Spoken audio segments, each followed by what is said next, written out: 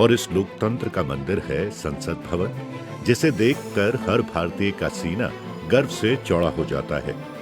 और इस संसद भवन में बैठते हैं भारत के 130 करोड़ लोगों के नुमाइंदे।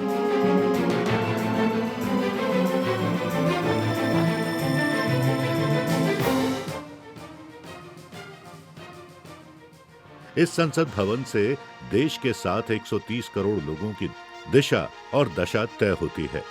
इसी संसद भवन में अंग्रेजों ने 14 और 15 अगस्त 1947 को आधी रात को भारत को आजाद घोषित किया था।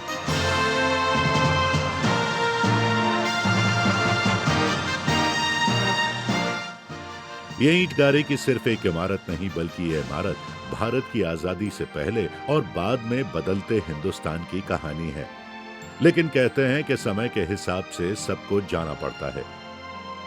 1921 में मौजूदा संसद भवन का निर्माण शुरू हुआ था और 100 साल बाद अब देश को एक नया संसद भवन मिल रहा है, जिसका नाम सेंट्रल विस्टा है, जो पूर्ण रूप से शुद्ध देसी है, जिसकी परिकल्पना से लेकर निर्माण तक देसी है।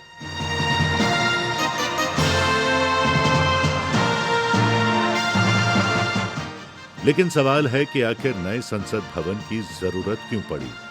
इसका जवाब भी पुराने संसद भवन की इमारत में ही छुपा हुआ है। 100 साल बाद मौजूदा संसद भवन के कई हिस्से जर्जर हो चुके हैं। कभी भी कोई बड़ा हादसा हो सकता है। मौजूदा संसद भवन को 100 साल पहले बनाया गया था और इन 100 सालों में जरूरत पड़ने पर कई बार रिपेयर भी किया गया। ज्यादा बदलाव की गुंजाइश नहीं थी। इमारत पुरानी है और इसके कई हिस्से जर्जर अवस्था में भी हैं। यही वजह है कि नई और मजबूत संसद भवन की जरूरत पड़ी और इसीलिए पुराने संसद भवन को रिप्लेस करने के लिए सेंट्रल विस्टा का निर्माण हो रहा है। मौजूदा संसद भवन को 100 साल पहले बनाया गया था।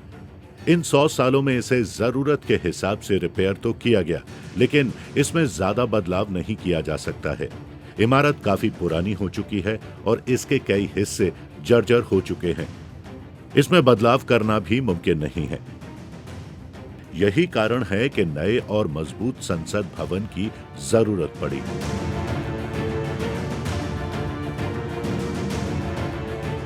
और पुराने संसद भवन को रिप्लेस करने के लिए सेंट्रल विस्टा का निर्माण हो रहा है। 100 साल के बाद भी मौजूदा संसद भवन भारत के नक्शे पर आजादी की कहानी को बता रहा है। 100 साल के उम्र वाले शख्स को आमतौर पर हम बूढ़ा कहते हैं, लेकिन 100 साल बाद मौजूदा संसद भवन अब धरोहर बनने की राह पर चल पड़ा है। मौजूदा संसद भवन 1927 में बनकर तैयार हुआ था।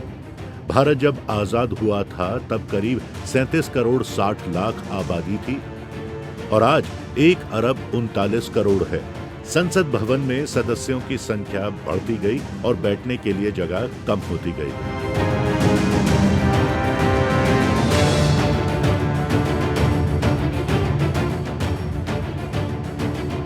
साथियों, नए संसद भवन का निर्माण नूतन और पुरातन के सह अस्तित्व का उदाहरण है।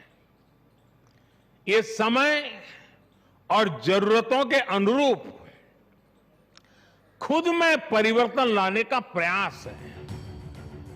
आजादी के अमृत महोत्सव में हर दिन भारत एक नई गाथा लिख रहा है। आजादी के 75 साल बाद भारत अपना इतिहास अब खुद लिख रहा है। विश्व पटल पर भारत से दोस्ती के लिए दुनिया बेचैन है।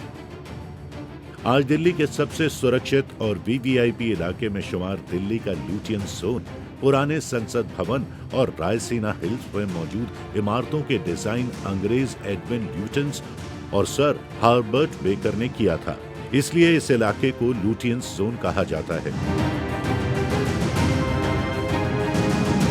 लेकिन 21वीं सदी में भारत भव्य और शानदार कलाकृतियों वाला अपना नया संसद भवन बना रहा है, जिसका डिजाइन अहमदाबाद की कंपनी HCP डिजाइनर्स ने तैयार किया। नया संसद भवन शानदार, भव्य और आकर्षित है। नया संसद भवन मौजूदा संसद भवन के ठीक पास में मौजूद है। देश की आबादी बढ़ती गई, नई नई टेक्नोलॉजी आती गई। समय समय पर संसद भवन को रिपेयर भी किया गया, लेकिन समय के हिसाब से मौजूदा संसद भवन के कई हिस्से जर्जर हो चुके हैं। कभी भी कोई बड़ा हादसा हो सकता है और 2026 में परिसीमन भी होनी है। और जब आबादी बढ़ती है और परिसीमन होता है तो संसद में बैठने वाले सदस्यों की संख्या भी बढ़ती है। लेकिन मौजूदा संसद में जगह इतनी कम है कि सांसदों के बैठने के लिए जगह नहीं मिल पाती है। इतना ही नहीं, अगर संयुक्त अधिवेशन की जरूरत पड़ती है तो सभा को संसद के सेंट्रल हॉल में बुलाना पड़ता है।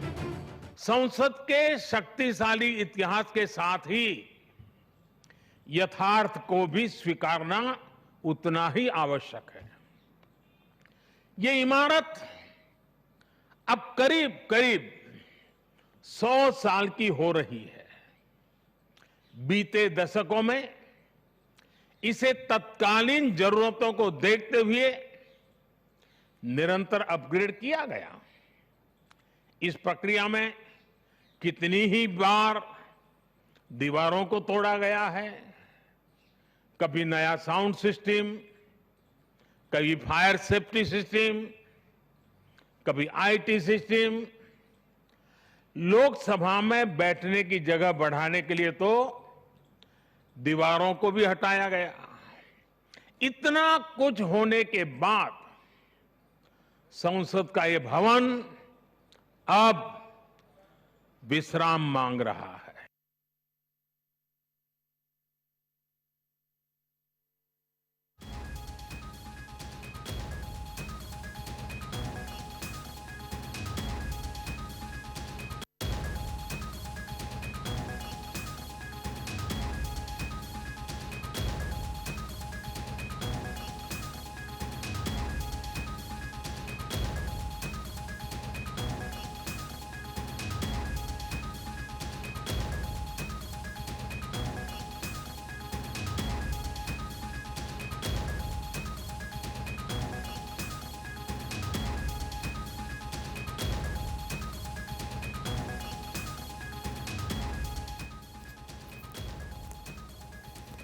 देखिए, सेंट्रल विस्टा की जो तस्वीरें देखने को मिलेंगी वो अपने आप में अद्भुत होने वाली है और तैयारी पूरी हो चुकी है। एनडीएमसी की तरफ से हरी झंडी मिलने के बाद अब सिर्फ इंतजार है प्रधानमंत्री मोदी की वो औपचारिक तस्वीर देश भर के सामने रखने का, जो सेंट्रल विस्टा के तौर पर दुनिया के सामने आएगी।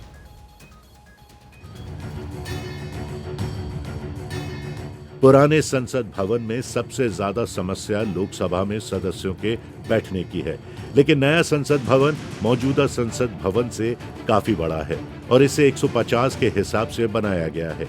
अगर 2026 में परिसीमन के बाद सदस्यों की संख्या बढ़ भी जाती है तो नए संसद भवन में सांसदों के बैठने के लिए जगह की कोई कमी नहीं होगी।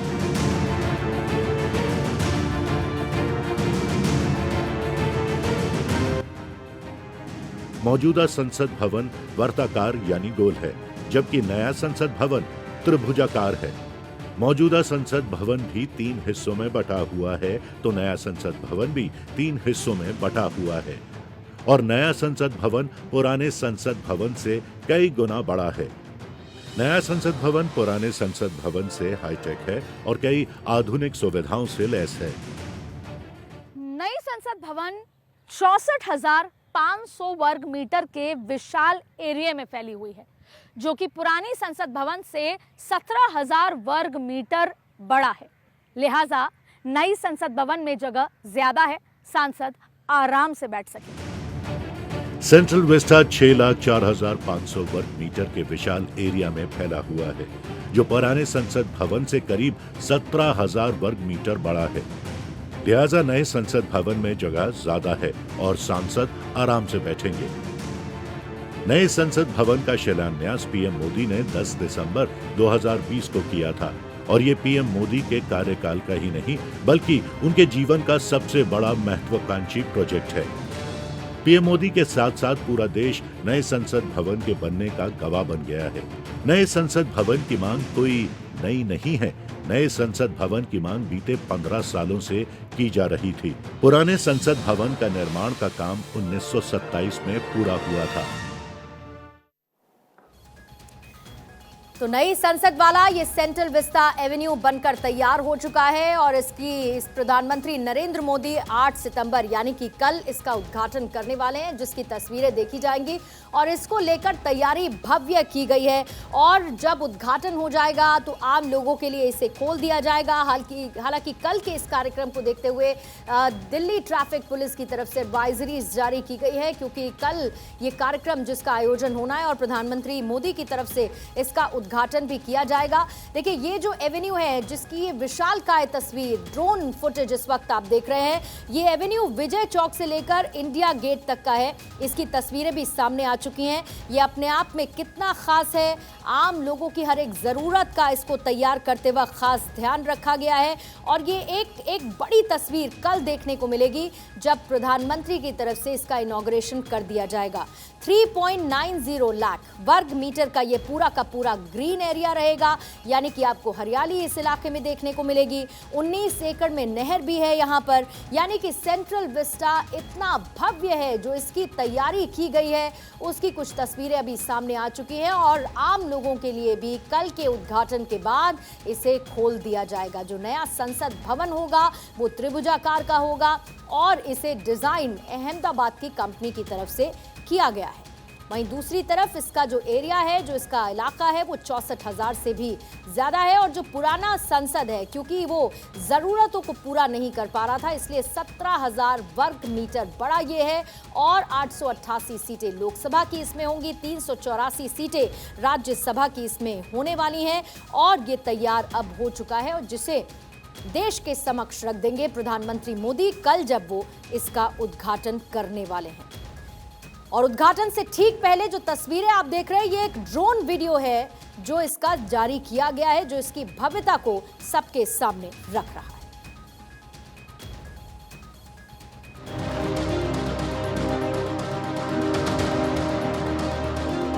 पुराने संसद भवन में सिटिंग क्षमता कम है और टेक्नोलॉजी के हिसाब से उतना हाई टेक भी नहीं है और रिनोवेशन करके इसे ठीक करना संभव भी नहीं है। इसीलिए नया संसद भवन आज इस समय की मांग है और नए संसद भवन में संयुक्त अधिवेशन के दौरान 1224 सदस्य एक साथ बेहिचक आराम से बैठेंगे। पुराने संसद भवन में जगह की कमी के कारण एक टेबल पर 3-3 लोग बैठते हैं, जबकि नए संसद भवन में एक टेबल पर 2 सांसद आराम से बैठेंगे और अगर संयुक्त अधिवेशन हुआ तब 3 सांसद एक टेबल पर बैठेंगे। अगर आपने गौर किया होगा तो मौजूदा संसद भवन में सिर्फ सामने की 2 कतारों में ही डेस्क है, जबकि उसके पीछे की कतारों में सांसदों के लिखने पढ़ने के लिए कोई डेस्क नहीं है। जबकि नए संसद भवन में सभी सांसदों की सीटों के साथ डेस्क भी होगा। नया संसद भवन मौजूदा संसद भवन की तरह ही आकर्षक और भव्य है। नए संसद भवन में पूरे देश की सांस्कृतिक झलक दिखेगी। संसद भवन की एक भी खिड़की किसी दूसरी खिड़की से मेल खाने वाली नहीं है। हर खिड़की अलग आकार और अंदाज में दिखेगी। नए संसद भवन की बिल्डिंग की ऊंचाई पुरानी इमारत के बराबर ही है। इसके अलावा संविधान कक्ष में लोकतांत्रिक विरासत दिखेगी। लोकसभा और राज्यसभा कक्षों के अलावा नए भवन में एक भव्य संविधान कक्ष होगा, जिसमें भारत की लोकतांत्रिक विरासत दर्शाने के लिए अलग अलग कलाकृतियों के साथ साथ संविधान की मूल प्रति डिजिटल डिस्प्ले होंगे। संविधान कक्ष में पर्यटकों को जाने की सुविधा होगी ताकि वे संसदीय लोकतंत्र के रूप में भारत की यात्रा के बारे में जान सकें। संसद भवन में सभी सांसदों के लिए अपना ऑफिस होगा। सांसदों का ऑफिस 40 बाई 40 वर्ग मीटर का होगा। इसके साथ ही ऑडियो वीडियो डिस्प्ले से लैस होगा। साथ ही अपने ही कक्ष में अपने क्षेत्र से आए हुए लोगों से मिल सकेंगे और उनकी समस्याओं को वो सुन सकेंगे। भविष्य में प्रत्येक सांसद के पास ये सुविधा होगी कि वो अपने क्षेत्र के लोगों से यही निकट में ही ये विशाल परिसर के बीच में ही उनको एक व्यवस्था मिलेगी ताकि वो अपने संसदीय क्षेत्र से आए लोगों को उनके सुख दुख बांट सकें। नए संसद भवन की संरचना में पूरी तरह से भारतीय संस्कृति की झलक दिखेगी। लोकसभा और राज्यसभा के सदन के स्ट्रक्चर की थीम मोर और कमल का फूल है। लोकसभा की थीम राष्ट्रीय पक्षी मोर है, तो राज्यसभा की थीम राष्ट्रीय फूल कमल है और कक्ष की बनावट में इसकी झलक भी दिखेगी। पुराने संसद भवन का निर्माण 1921 में शुरू हुआ था और जिसको बनने में केवल 83 लाख रुपए का खर्च हुआ था, बल्कि नए सेंट्रल विस्टा प्रोजेक्ट के निर्माण का बजट 971 करोड़ रुपए है। नई संसद भवन आधुनिक सुविधाओं से लैस है, काफी हाईटेक है। पुराने संसद भवन के निर्माण की शुरुआत 1921 में हुई थी और इसे बनाने में सिर्फ 83 लाख रुपए खर्च हुए थे, लेकिन नए सेंट्रल विस्टा के निर्माण का बजट 971 करोड़ रुपए है और नया संसद भवन अत्याधुनिक सुविधाओं से लैस है। पुराना संसद भवन 6 सालों में बनकर तैयार हुआ था, जबकि नए संसद भवन के काम को 2 सालों में पूरा करने का लक्ष्य है।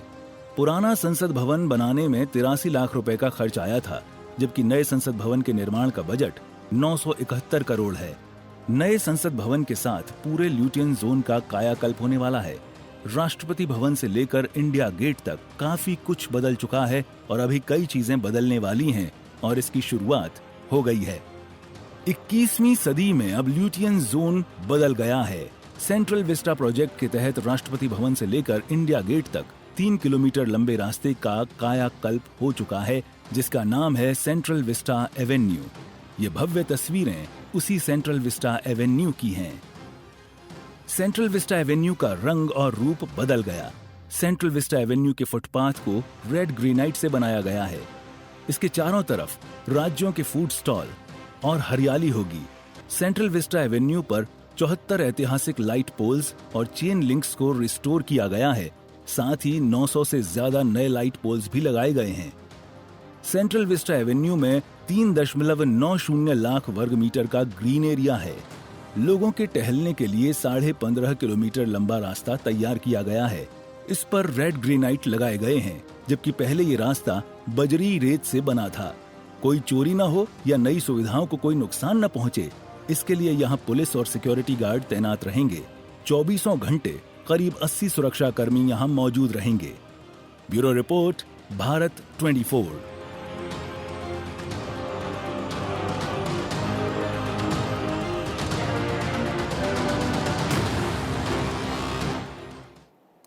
तो प्रधानमंत्री मोदी जब से गुलामी की निशानियां मिटाने की शुरुआत कर चुके हैं, विपक्ष उन्हें घेरने में लगा हुआ है।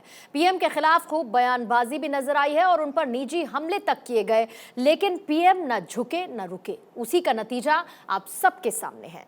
पीएम बदलाव करते रहे, विपक्षी प्रहार करते रहे।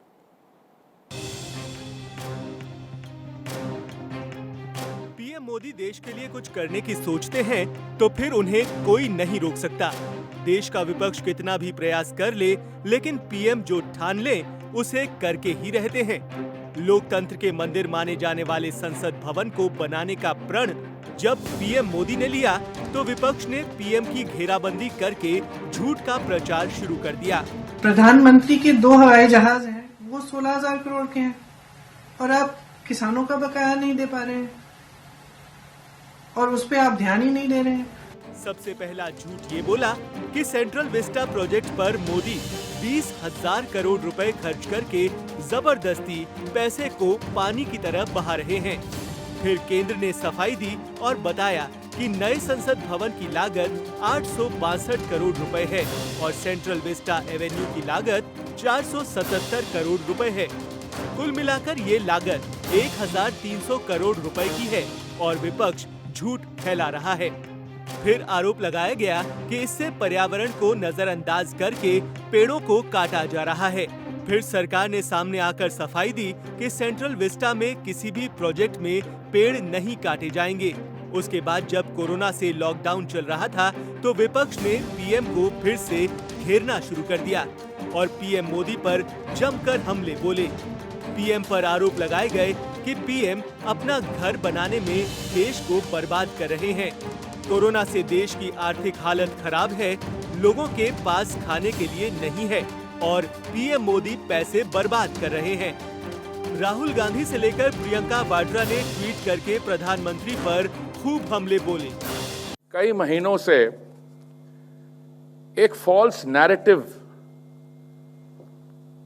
अब फॉल्स नैरेटिव को कि हिंदी में मैं कैसे बताऊं, सरेआम झूठ, मतलब जो फैक्चुअल, जिन चीज़ों का फैक्चुअल बेसिस ही नहीं है वो मैं समझता हूं कि पॉलिटिकल क्लास अगर इन चीज़ों की बात करे तो उनको भी ध्यान रखना चाहिए, पर बाकी लोग ऐसे पब्लिक डिस्कोर्स में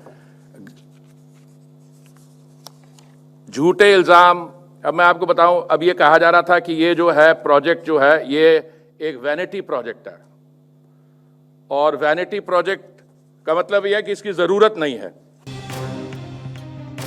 विपक्ष प्रोजेक्ट को रोकने के लिए कोर्ट तक पहुंच गया, जहां सुनवाई होने के बाद 5 जनवरी 2021 को सेंट्रल विस्टा प्रोजेक्ट को हरी झंडी दे दी गई।